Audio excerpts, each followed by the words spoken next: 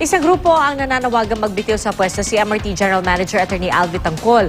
Dalawang dahilan daw ang nagtutulak sa grupo para isulong ang kanilang panawagan. May ulat on the spot si June Veneracion. June?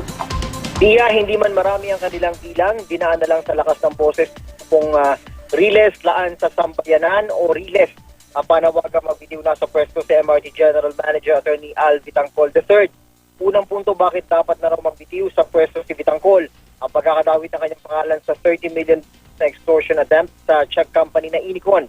At pangalawa, ang araw-araw na kalbaryo ng mga commuters sa pagpila para makasakay ng MRT.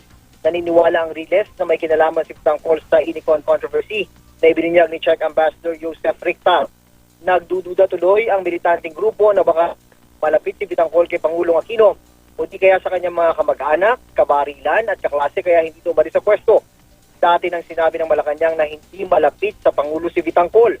Tungkol naman sa pasakit sa mga MRT community, sinabi ng Riles na 15 lang sa 24 na bagon ng MRT ang gumagana sa ngayon. Sa ngayon, sinusubukan pa rin naming makuha ang panig ni Vitangcol.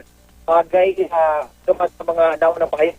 Sinabi na nitong walang tangkang pangkikil sa Inicon. At narito ang pahayag ni Sammy Malunes, ang spokesman ng Riles.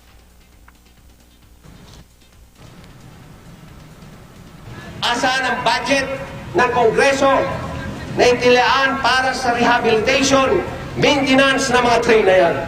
General manager ka kung tawagin, pero wala kang minamanage kundi kung paano magkamal ng limpak-limpak na salapit.